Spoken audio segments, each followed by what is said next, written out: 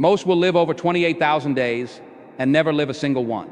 They will breathe, they will move, they will check boxes and chase clocks and forget the one decision that makes a life, to enjoy it today, in the present, in the mess and noise and emails and traffic and dishes in the sink.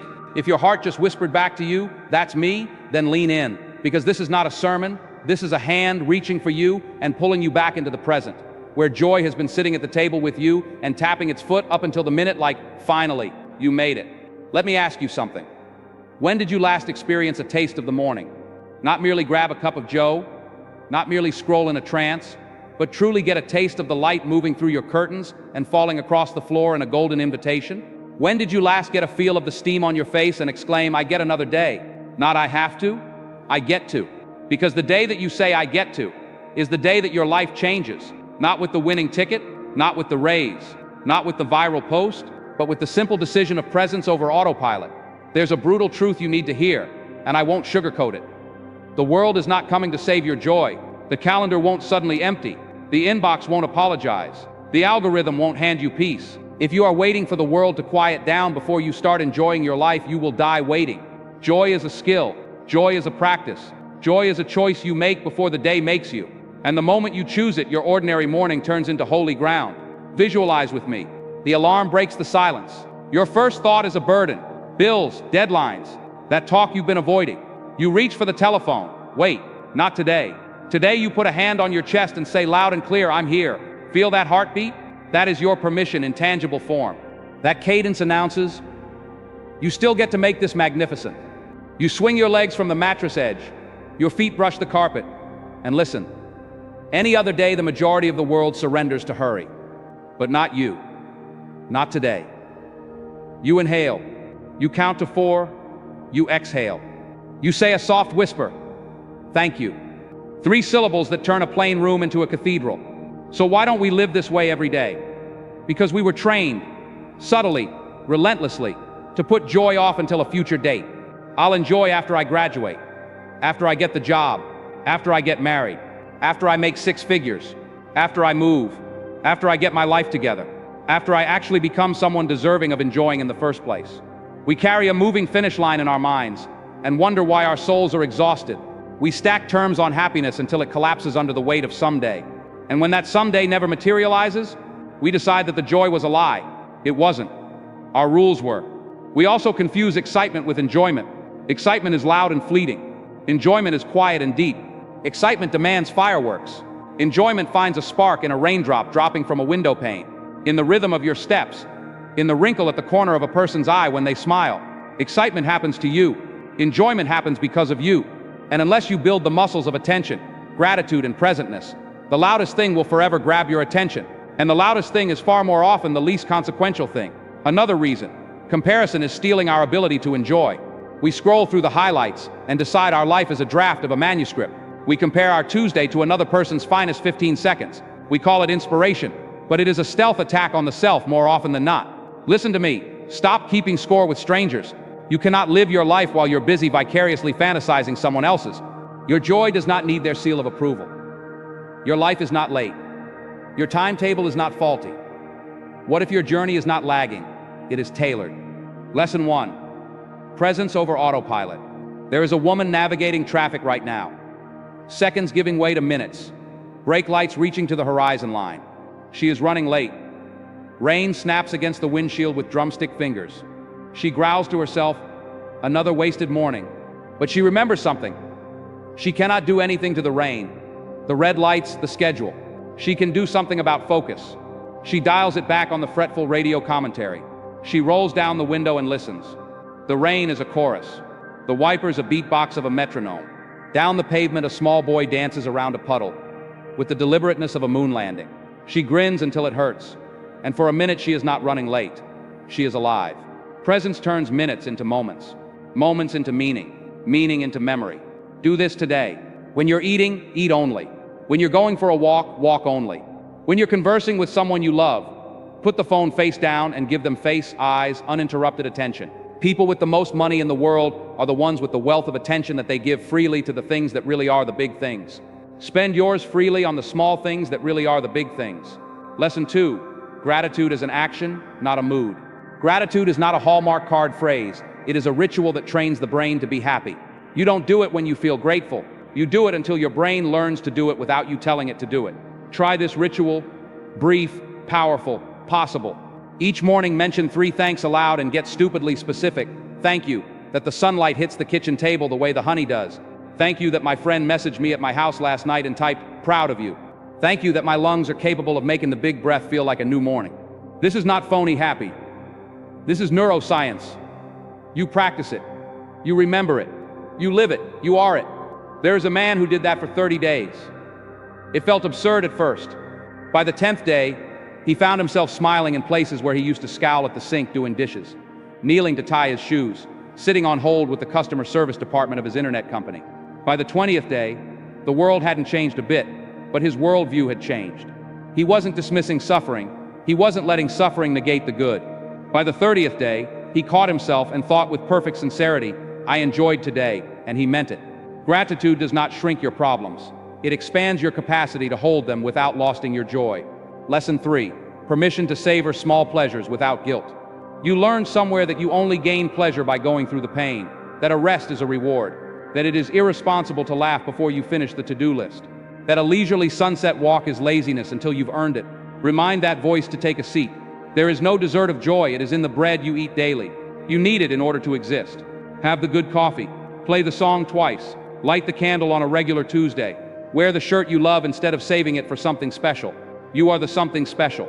A dad reported coming home and falling on the couch every evening, scrolling himself into a daze because he felt that he had no energy to enjoy with his daughter. One evening, he sat on the floor of the room instead. She presented him with a plastic teacup, and they had invisible tea with actual laughter for 20 minutes. He reported saying, I felt more well-rested after that make-believe tea party than I did after a period of 2 hours of scrolling. That is no accident. Delight is restorative because it reconnects you with the things that truly matter. Lesson 4. Design your days around what makes you feel alive. Your schedule does not need to drain the life from you. There are limits. Any of us do, but in boundary fences is freedom. Take one day to survey. Look honestly at the hours that drain and the hours that renew you. Where do you sacrifice 10 minutes of doom scrolling for 10 minutes of a stroll? Where do you sacrifice one should for one want without compromising on responsibility? Where do you put the telephone in the other room while you shower, while you eat, while you talk, while you pray, while you inhale? Your day is a canvas. Do you always color it with the same gray? Do not be surprised with the tempest it will turn into. A nurse told me that she started writing a small note in her shoe before a shift, 2 words. Find light. When her foot would move and the paper would rustle and remind her to look for it, a patient's sense of humor, a co-worker's kindness, a sun rising and coming in the hospital window and lighting the tile floor up, she didn't change hospitals, she changed focus. And the day obediently changed too. Lesson 5. Choose people who amplify joy. You cannot live at your best among people with disdain for theirs. You can love them, pray for them, serve them, but you cannot let the storm of another douse the spark of you. Choose your table wisely. Sit with the people that talk about ideas and hopes and forward movement and inquire of the heart and not hustles only. Be the friend that speaks of the haircut, that initiates the text, that cheers for the small wins, that remembers the other people's dog names. You will be someone's daily joy, and that will become yours too. I've got a secret that only adults whisper in the dead of night. It never gets quiet. Life is waves upon waves upon waves. Little ones and ginormous ones. The trick is not to sit and wait for the sea to quiet itself down. The trick is to learn to float, to breathe between waves, to laugh when the spray gets you in the face and say, is that all you've got now? When you get that the waves are just a part of it, you no longer put the happy until the glassy water of a perfect day. You come to enjoy even here, even now. What of agony? What of sorrow? What of the days that rip holes in your heart? I won't dignify you with platitudes. There are times pleasure resembles making it through the day. There are times it resembles taking a toothbrush through the motions and typing a solitary text that declares the simple statement, I'm still existing. There are times it resembles a spot of tears on a pillow and a prayer under the breath. That is a quantity that matters. One of the strongest expressions of joy is not giving in and giving up your fragility. You may be in pieces and yet radiant. You may be exhausted and yet thankful. You may be frightened and take a step nonetheless. Courage doesn't eradicate fear. It walks it, step by step towards the light. Wake up and see the window in front of you before you see the world. Let the sun be the first alarm clock. Say thank you before you say good morning. Hydrate like you're returning a gift to your body. Move slow is fine. Pray, write, Get up in silence and breathe, a prayer in itself. On the route to work, commute, etc. Look at 5 pretty things. A wandering dog walking like it owns the world. A laughing vendor. The washing becoming prayer flags in a balcony. The taste of mint in tea. Eat without regret at midday. Take a break in the afternoon and get outside for 2 minutes and let the sky remind you just how enormous this all is. And at the evening hour, say 3 thanks and a soft I forgive you to you. Get into bed as though you deserve it, because you do. But I don't have time. You do not have time not to.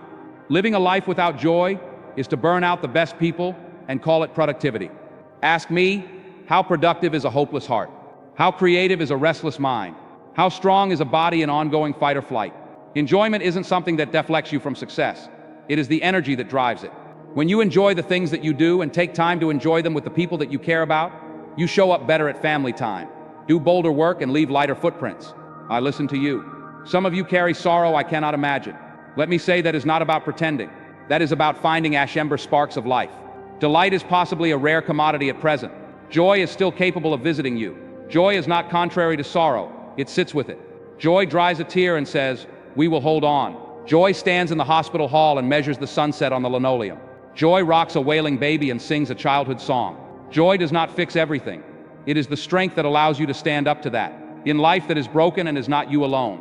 There is a man I know who collects moments the way other people collect seashells.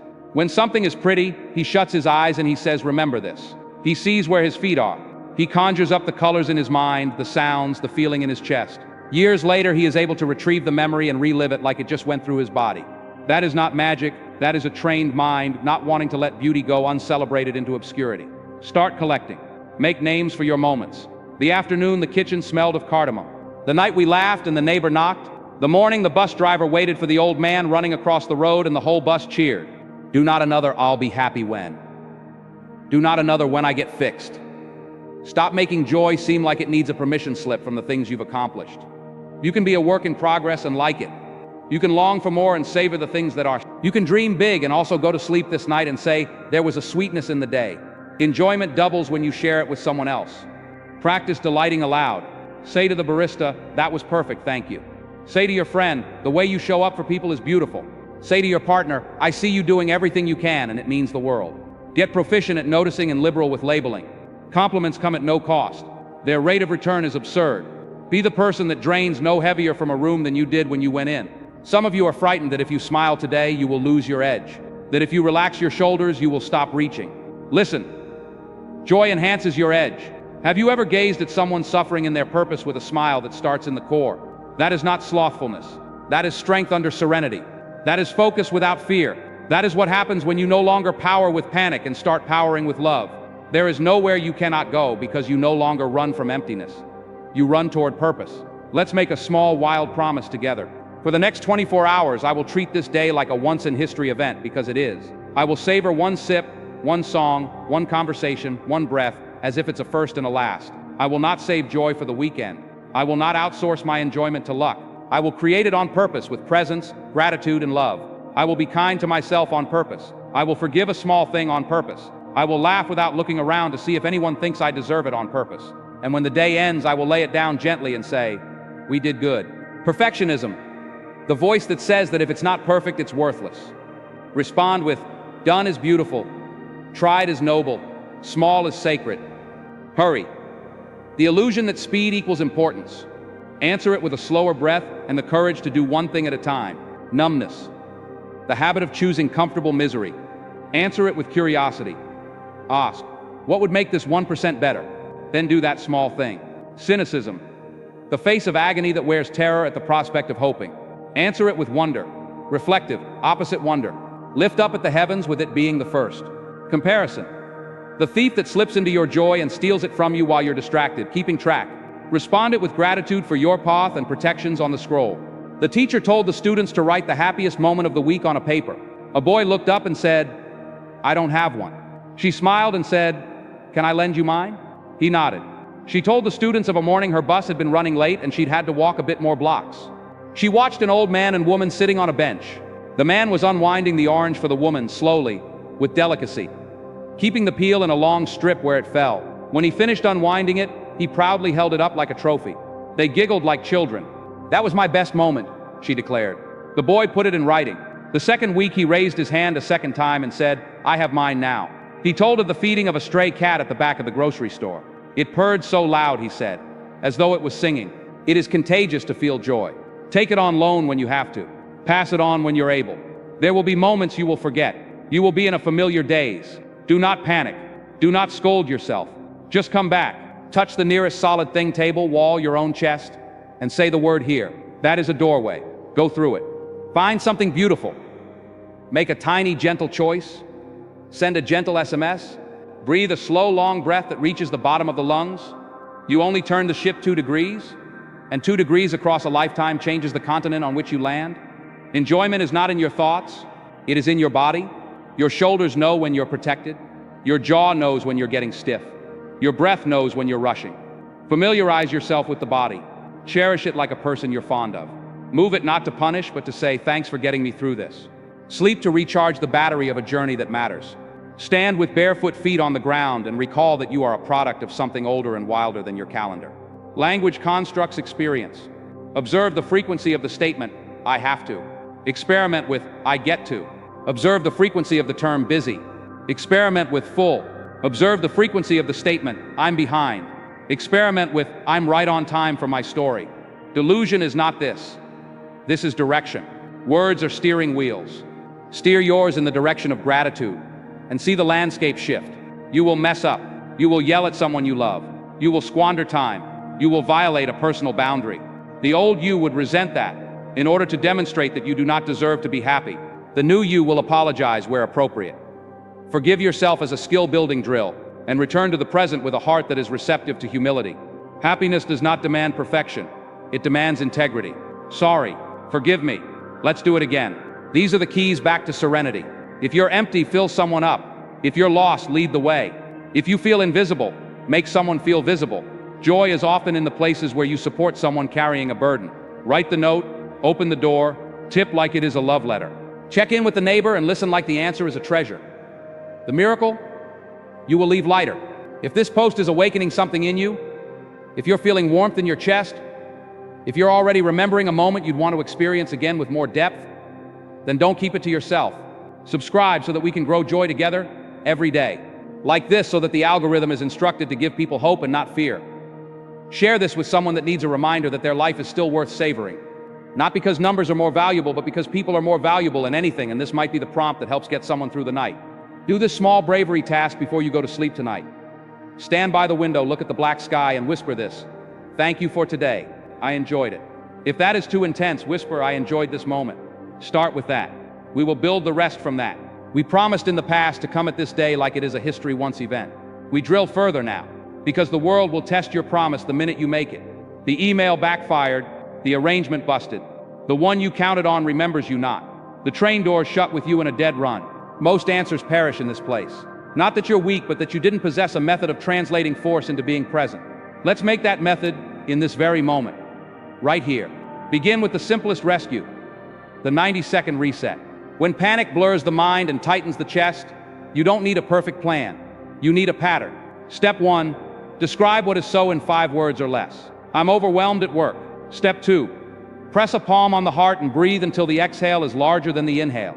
Step 3, ask a tiny question that produces movement but not miracles. What's the next kind thing? The science is boring. The effect is not. Your nervous system eases up on the grip. Your focus returns from disaster to the next kind move. Overwhelm shrinks when you choose the next kind step. When you can, get outside. Real sky does something no screen can do.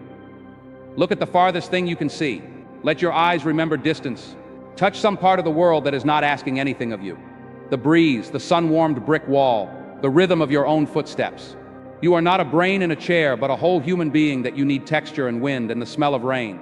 Your happiness is not an idea, but a sense experience. Savor it, touch it, hear it. Let it back in through the actual doorway of your body.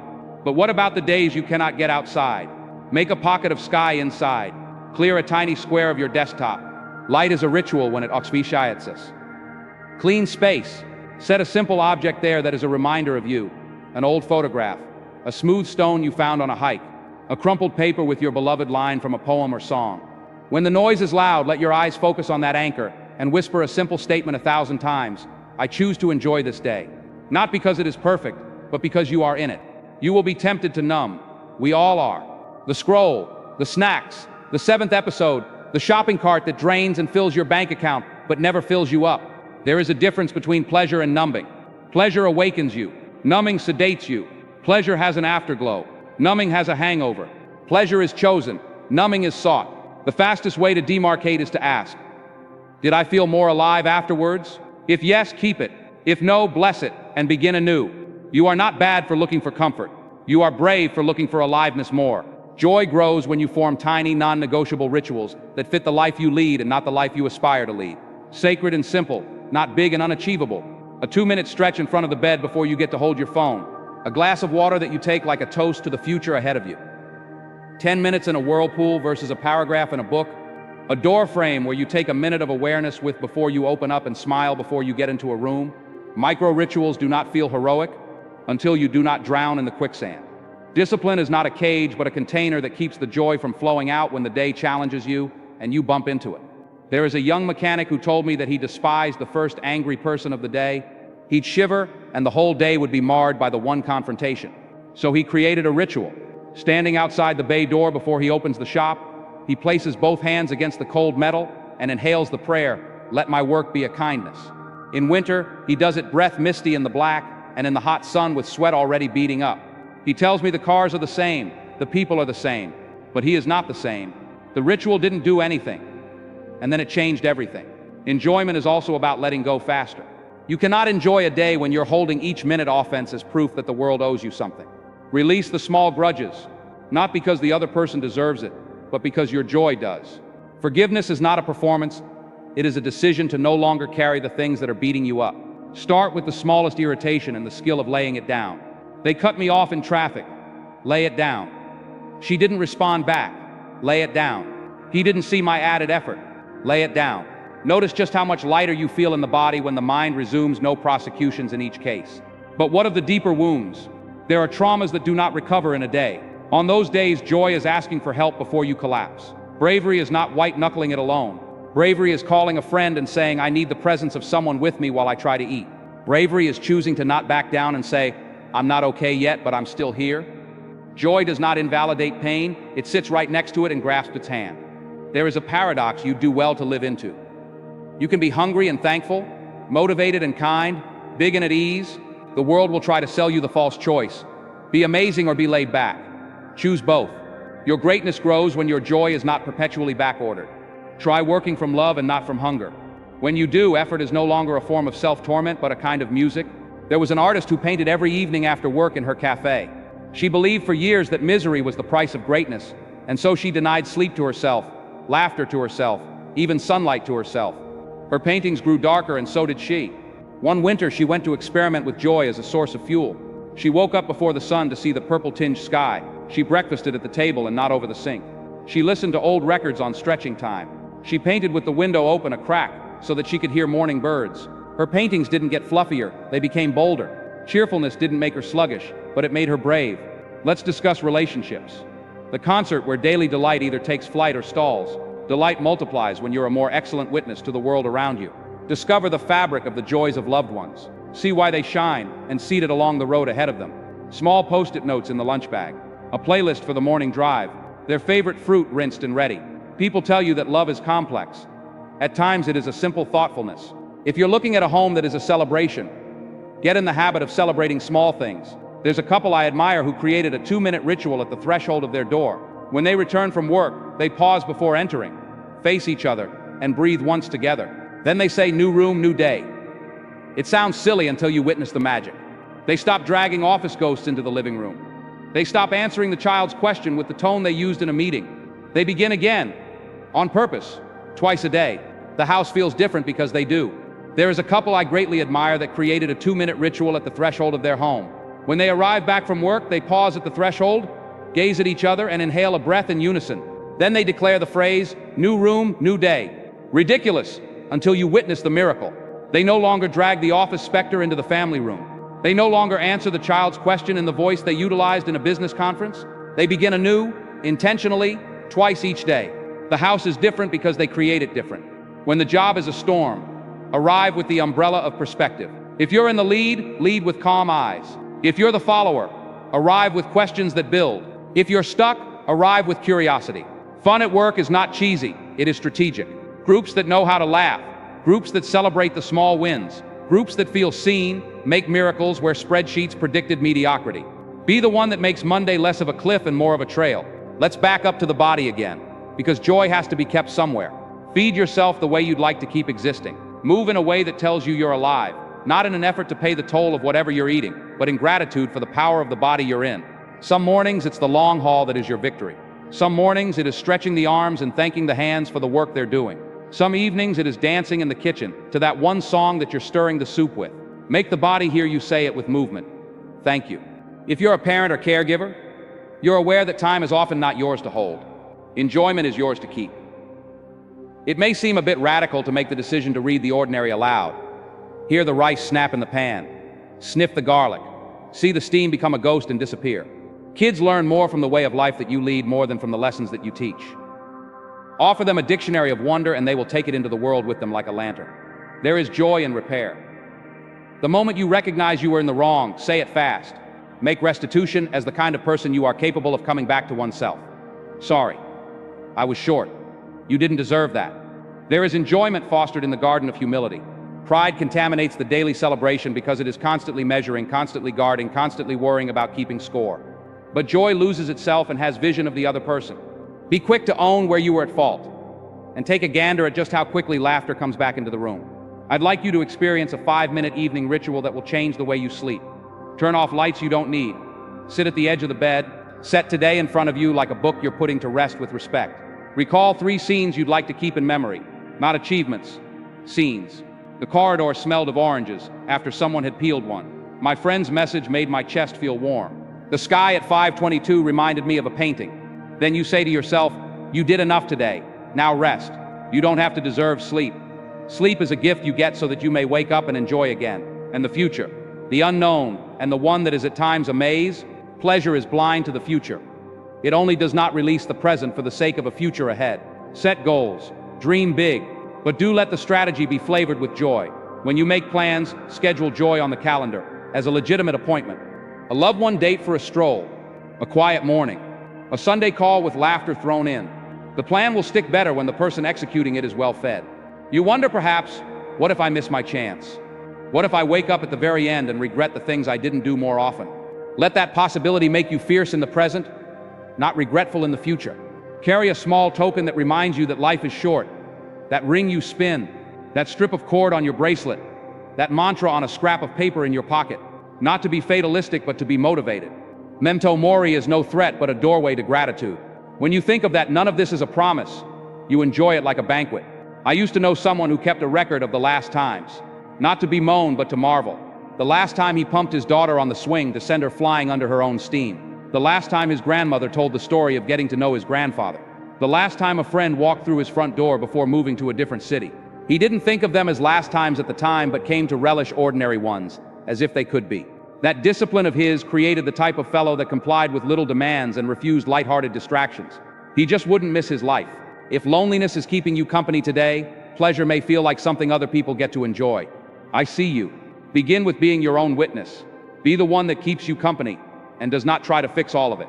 Take you on small walks. Cook you a real meal with the radio playing and a candle burning. Not because someone is watching you, but because you are worthy of nice stuff even when no one cheers. Text one person you feel that writes, thinking of you, and let the connection construct one thread at a time. The shortest path from isolation is not a throng, it is a connection. We will all experience grief someday. When that day comes, joy will see differently for a while. It might be a half smile at a memory that once hurt you. It might be humming a tune that you both loved and letting the tears come without humiliation. It might be burying something in the ground to hold in remembrance that it existed and is no more. It is quiet joy in grief. It is a quiet friend that says with a whisper, love is left. If you're with me now, I'm not telling you to be joyful. I'm telling you to make it possible to feel the light. Let's talk about courage, the relationship between intention and another kind of day. Courage in the day-to-day seems ordinary, from the external world. It is washing the dishes instead of letting anger stew. It is making the doctor appointment you've been putting off. It is starting the run, though you only run to the other side of the road. It is telling the kind truth you've been avoiding. It is excusing oneself from the diminishing conversation. Each tiny courageous choice is a vote for the kind of person you're becoming. Cast them day in and day out. Consistency isn't glamorous, but it is glorious. There is a bus driver that waves at each and every child he sees, regardless of whether they are at his stop or not. People do laugh, but the children wait enthusiastically for that wave as it is a celebration. He told me some days I'm the only one that ever looks them in the eye and smiles. He loves his route because he chose to. He turned a job into a ministry of small joy. You can do that where you work, where you live. Look for that one thing you can give that costs very little and changes everything. Bring back play. Somewhere in the game of becoming a grown-up, the majority of us put play in a box labeled childhood, and it went straight into the attic. But play is the safety valve of the soul. It is the way we learn, connect, and mend. Put on some music and clean and ham it up like you're dancing in front of no one, because let's face it, you're not. Make a scavenger hunt of a walk and find something of a certain shade of a color. Try a recipe. You're not in business to try and laugh when it becomes a magnificent disaster. Play is not immature. It is immunity, a shield against the poison of perpetual seriousness. Coming into our climactic conclusion, come back with me to the morning. The light upon the floor, the breath ritual, the unconditional thank you. Imagine stringing together those mornings like glittering beads upon a thread. Imagine a month of mindful awareness and the body would feel that way. Less clenched in the jaw, easier around the eyes, a steadier voice on difficult days. Imagine a year of existing this way. The relationships in life becoming richer with trust. The work you do humming with purpose. The evenings being sacred again. This is no fantasy, but the consistent fruit of small daily seeds. But there will be days you forget, days the noise overwhelms you. The habits reemerge in new forms. Good. That is because you are human. Begin again the minute you remember. Joy is not a pass-fail test. It is a new language you are learning. And each day is a day to practice the accent. There are days you are fluent. There are days you gesture and smile and do the best you can. Either way, you are finding people like you, the ones who speak the same short sentences. I'm here, thanks, sorry, I love you, let's try again. If this message has interrupted you in the middle of a long afternoon or a long night, I want to look you in the eye and tell you something that might possibly save a year. You get to enjoy your life even while you're fixing pieces of it. You get to rest and stay strong. You get to laugh without permission slips. The world is crying out for fully alive people, not always exhausted ones. Be that person.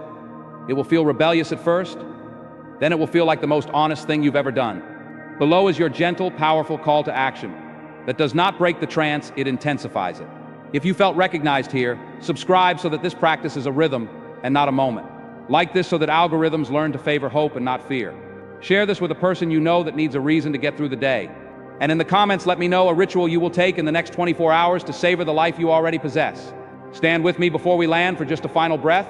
In through the nose, hold it for 2 beats. Exhale slow like you're putting the day to bed. Whisper it now so the bones remember. I get to live this. Let the sentence sink in. Let it take root. Let it turn chores a choice and interruptions an invitation, and strangers a neighbor and minutes a moment. One morning, not all that far from the present day, you will wake up and discover a quiet miracle has been born into the world in the time that you weren't looking. The calendar hasn't changed. Your paycheck does not explode. Not a shred of confetti falls from the ceiling. And yet, there is warmth where it once felt cold. There is a song in the kettle. There is a softness in the eye. There is room in the heart for sorrow and joy without the one diminishing the other. You will stand up and cross to the window and fling it open to the morning, and the world will smell of promise. You will say thank you and feel it so deeply that the day nods its head in recognition. Live like that as an option today, because it is. Enjoy your life every day. Not because it is perfect, but because it is yours. Not because you've earned it, but because you exist. Not because agony never comes, but because it is more